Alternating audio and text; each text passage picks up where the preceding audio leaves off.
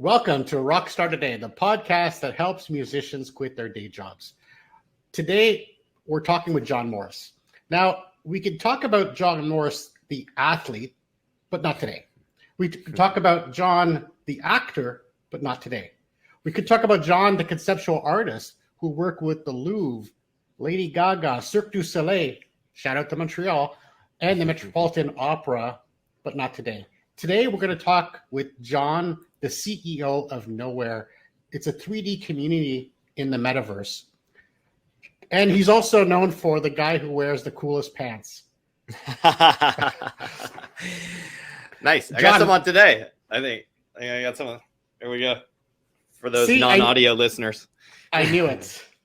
Welcome to the show, Jon. Thanks so much, Randall. It's great to be here.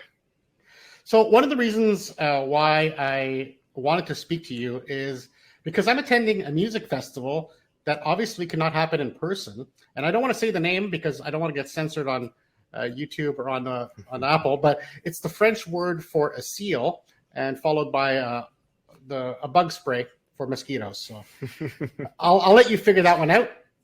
But I figured this is an interesting concept. Here we are. We cannot really meet in person. And I was introduced to this platform by Jamie Roberts, who is a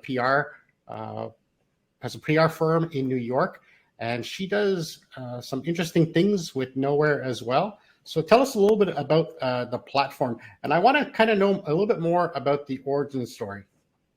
Yeah, for sure. It's there's a lot in that question, but I think it's interesting. You say you're not going to talk about my past, but I'll just go ahead and start talking about my past because I think that's a lot of this origin story that got us here. And I think it's why a lot of musicians are gravitating towards the platform. Because, my background is one of a performer. I grew up in the theater and I grew up performing in athletics as a springboard diver. And then I performed around the world with Cirque du Soleil and Forza Bruta and large scale spectacle driven theaters before starting the Windmill Factory, which aimed at bringing sublime experiences to unexpected places. And we really believe that the power of awe and wonder, it can change the world and it can change people. And we watched that throughout our work for the last 12 years. And when the pandemic hit, it really, it stopped everything live, as we're still seeing as we push through and we try to, as live artists and as humans, adapt to this new normal. And one thing that we noticed right off the bat was, well, what's going to happen to culture? What is going to happen to all of the, the napkin sketches after the show at the bar, when you're brainstorming and you're so inspired with what you've seen, and really all of these collective experiences that are way better with humans, whether it be the concert, whether it be the dance performance, the book club, even the happy hour where you're just like hanging out with friends, or the baseball game or the basketball game, any collective experience, the comedy show.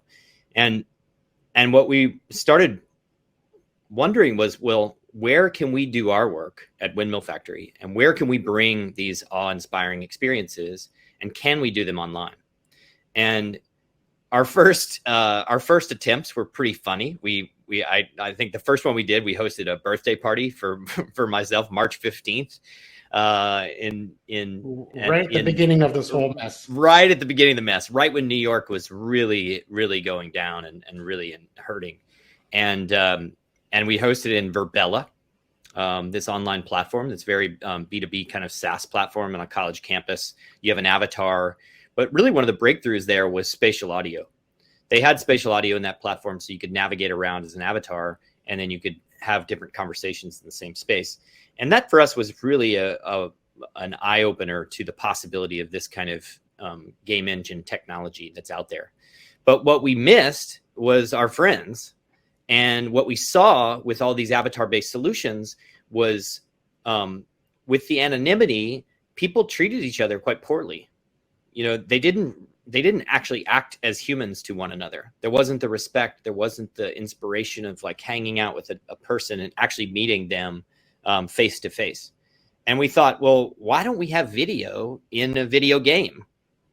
And so we quickly started to spin up a demo because we thought, if we could have the play and adventure of a game engine in beautiful environments, and then we brought the people in, we might be able to create the experiences that we really want to as the Windmill Factory and reach a global audience. I have to admit, the first time I came into this space, I was a little bit taken aback that I was not some sort of avatar. But then I saw right away the power of not being an avatar, of being a real person, because it made it so much more real. Like you said, when you're anonymous, like on Twitter or other social medias, people tend to be very bad. They tend to, it brings out the worst in them because they feel they can get away with things. So this brings more of a human level to this metaverse experience. Yeah, and I think if you think about musicians and you think about the power of music, typically musicians are sharing their truth. It is deeply connected to who they are. And image is very connected to that for musicians, and seeing them live and sharing in that experience where not only you're allowing the musician to be seen and be heard, but you're allowing the audience member to be seen and be heard by the musician.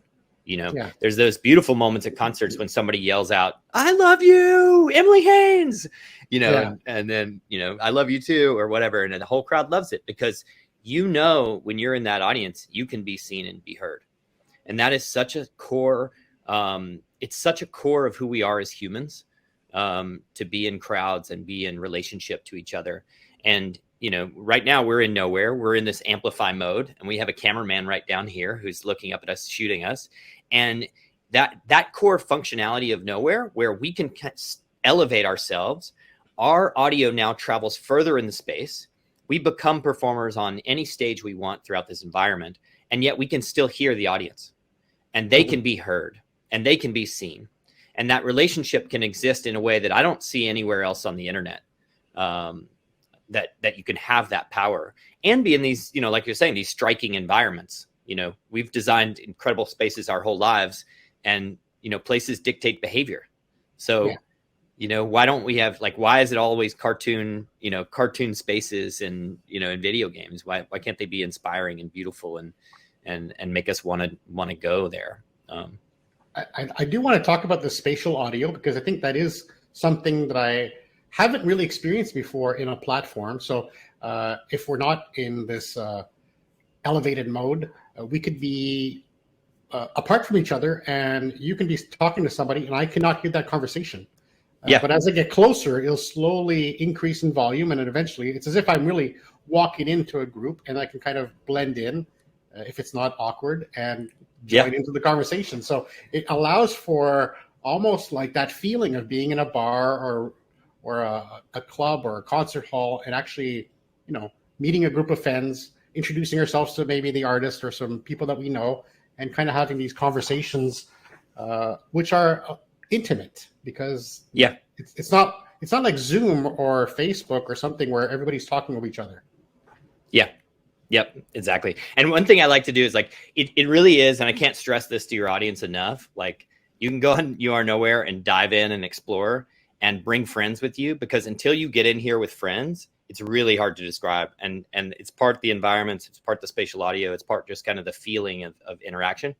There is one trick that I'll show you right now that I'll do. This is super fun. You'll hear this, and on the video you'll see it. So I'm just going to run away, and I'll be talking as I'm running away, and then we'll just you'll hear that.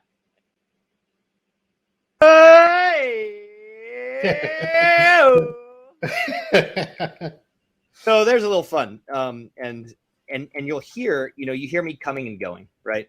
And so when you're in here in a party setting or in a mingling environment, what you hear is conversations coming from everywhere around you. And then you're able to focus on a conversation. And then all of a sudden somebody passes by and you're like, "Oh my gosh, it's David. What's up, David?" And then David joins the conversation. And then Sally leaves and goes and sees Sarah, who she hasn't seen in a long time. And then there's a performance happening over there. And then you go check that out a little bit. And then you run into somebody in that crowd. And then you say, oh, let's sneak over here so we're not heard. And then you're able to pull away from the performance and have your private conversation. I also find it interesting that, I've attended these Facebook events or these streaming events, and of course they're very one-sided. Maybe somebody's doing a Facebook Live or Instagram Live, And the only thing they can do with their audience, because they cannot see them, they just see some chats, maybe a couple hearts float by, and it doesn't become a personal event. You don't feel that you're in the same room. You really feel that distance between the cyberspace, all in between there. And I think that I'm looking forward. I've not done a concert yet, so I will be doing that in about, I believe, 3 weeks. Oh yeah, great. Yeah, for the unnamed festival. There's going to be about, I think there's 60 bands that'll be performing in and throughout nowhere. And you'll be able to jump around to different bands, talks, lectures, all music related content, which would be awesome for your audience, I think, because there's a lot of programming. The other thing I'll say about that too is what we're finding with this tool is that, it gives musicians another way that they can monetize. We have Patreon, we have fan clubs. And I think, without jumping to what you might be planning on talking about, I think this new way of performing, it's such an evolution from the streaming with the chat flow, right?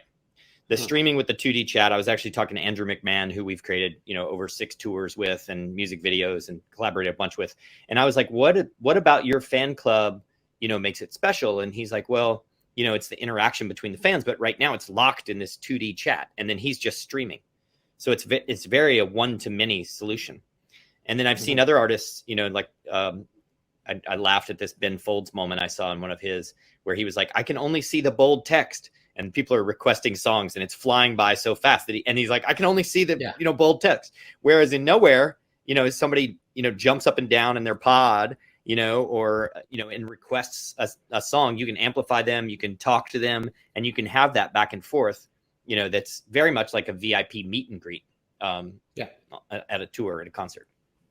In fact, one of the PR agencies that I've interviewed, Jamie Roberts, she mentioned how she does meet and greets, gets her bands to come here, and the audience come in the room, and they get to have personal conversations with them face to face, and it gives that extra level of intimacy that is so important. Because part of what I talk about, and the reason why I did this podcast, is all about the 1,000 true fans theory, which is that theory about if you can only get 1,000 fans that can give you maybe net you $100 a year, you could live semi-comfortably. Yes. It's not about getting 1 million fans. You just need 1,000 really good fans, those that will buy everything you do. And to have that connection when you're not in a live setting is extremely hard. So something like this is definitely something to be investigated and experienced. I think you can read about it, you can see us on video, but unless you experience it, you won't get the full benefit of how this works. And I'd encourage any artists out there that are at home in lockdown or have, audiences out there or want to expand their audience. This is an incredible tool for you. You can have a free space. You can select which environment you want to start in. You can have up to 50 people right off the bat. And then in pro accounts, you can have up to 150 people in each space. And then from there, you can actually have multiplicities of spaces and get up to thousands and even millions eventually. So it's really an incredible tool to start testing and start to play around with. And we're finding that so many artists are really, even with the environments that we have, really starting to have these wonderful experiences with their fans. And then other artists we're in talks with to build complete environments that will become their fan club. And I think that's where it gets really exciting, because there's not only the functionality of the concert experience, there's the social aspect. And there's also, this platform is actually a 3D website, because it's just a click to drop in. And then if you have an artist, I like to think of it as like, back in the day when an artist had a MySpace page, but now it's Spatial, and you can have posters of merchandise that you can sell and have click out links to go, buy those different merches. You could do NFT, ticket drops. You could do music video premieres. You could do an ongoing fan club every Monday night performance. You could do quick drop-ins instead of Instagram Live, dropping into Nowhere for a quick little, hey, I just wrote this song. Love to see what you guys think about it. And I think there's so many use cases that we're just scratching the surface of with the platform. And I'm so excited to get it. We just really pushed out these free accounts to really empower and give this tool to artists. So hopefully they can start to utilize it and help us improve it and get it better and better and better so that we can create the best performance venue on the internet. And I think if I go back to your origin story a little bit, there's something that happened to you when you looked up at the stars. And I think it showed you your place in the universe and what it means to be human, I believe, if I'm not mistaken. Yep. That's How correct. is this similar? I mean, we are in the stars right now. Yeah, I mean, it is quite, I'm looking out over this space like flipped landscape with stars below us and above us. And, I think that, the moment you're referencing is, when I was a kid, I used to lay out on a dock in Alabama looking up at the stars and by a lake, and I'd watch the stars be reflected in the water, not unlike this environment, actually. And I created an installation in New York City on the Hudson River where we recreated the night sky. And the whole inspiration of that traffic piece, cones, right? It was on old pylons and old pier posts. Okay. Yeah, in the Hudson River, where transportation piers used to the trains used to back up on it, and they'd load from ships. And these pylons are just left there, and you're looking out on this beautiful landscape of the Hudson River, but the lights from the sky, from the city, are so bright that you can't see any of the stars, and you can barely even see the stars in the sky. And so the question is, what does that do to our humanity? When we can't see the heavens, when we don't have a sense of our place within this massive universe, as tall, tiny specks of sand within this massive universe that we live in. And so, that project was really about trying to bring that feeling and that sense of awe to the city, and I think the same, remains true within Nowhere, where what we're trying to bring to people is an experience of awe and wonder, where they can have that on the internet.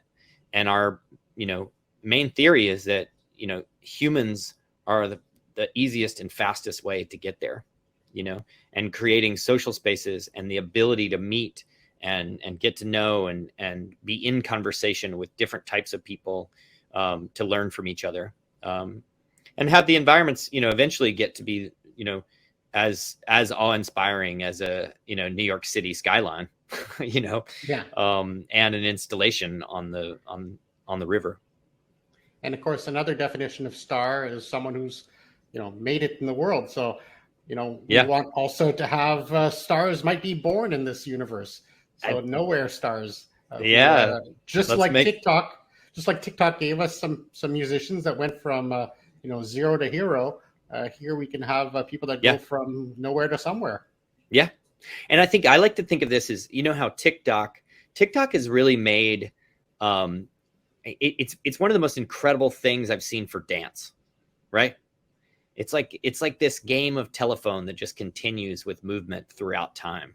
And I think of Nowhere as like a social aspect of that, of like, it's no longer like a Twitter feed of asynchronous conversation. It can be a synchronous journey of infinite conversations that happen within space and performances, and those collective experiences. So what's next for Nowhere? Is there anything planned to any surprises that we can get? I know there's some Easter eggs. I've heard about some Easter eggs. There's a lot of Easter eggs. It's kind of like, we like to think of these worlds like Pac-Man. You got to find the fruit. So find the banana, the cherry. There's all kinds of fun little hidden wonders in here that will take you fun places, and they're really fun to be able to learn them and then share them, and that's also part of the fun. I'd say that the next big thing for us is really seeing how this tool can be used by musicians and help support their audiences and learn from those musicians, to help make it better and better. Some quick things on the horizon. We'll have a simultaneous experience for thousands within one space. We have, the music festival you've named, which will be thousands and thousands of people across many different spaces. We have a lot of NFT artists and galleries that are showcasing their work, and we have some basically, I can't say much about it, but auctions and drops planned. And then games is where I think, the next evolution of this is, we have custom spaces and custom games that are being built for the platform. So we have an alpha world builder actually built on top of Blender, an open source tool, and we're going to open source the plugin so that any engineer and builder and 3D builder can start to build their own worlds within Nowhere. And that's where I think these artist experiences are going to get really interesting. Is where a musician pairs up with you can imagine let's just say FKA Twigs and Beeple pair up to create the Beeple Twigs world. I don't know. And it has a game inside it, and it has a scavenger hunt through an FKA Twigs album, and you get to experience, you buy a ticket, and then you get to experience this journey through an FKA Twigs entire landscape with your friends, with other people that love her work and love Beeple's work. Well, we can't wait to see what's next for Nowhere. I'm going to be experiencing it for the first time in a real concert setting in a couple of weeks. Looking forward to that. If people want to experience this, they should be going to nowhere.com. Anything else that people should know before they flock to you? I think just, for your audience, I really am struck by your comment about, becoming a rock star in Nowhere. I see this as a huge opportunity that, this is a platform that could enable an entire new type of tour, of fan experience, of connection. And I'm really curious to see artists out there start to see what they can do with it. So, and of course, your team is very responsive. They're very eager to help. They'll jump in and guide you if you need it, especially if you want to do something special. My advice is you've got nothing to lose. Give it a shot. Do some small events, and as this will evolve, you're going to find new ways to maybe interact and find those true fans and make those connections that you just cannot make on a 2D platform where you're just one, like we said, one to many. It has to be one-on-one, like we're doing today. Yep. Well, yeah, reach out. We've been creating experiences our whole life, and we're very excited for collaborations too. So if you have an idea and you think it's if you think it's too out there, I dare you, bring it on. You heard it here. Well, thank you so much. We really enjoyed speaking with you, John. It's been a pleasure. Well, thanks for being on the show. Yeah, thank you. Woo!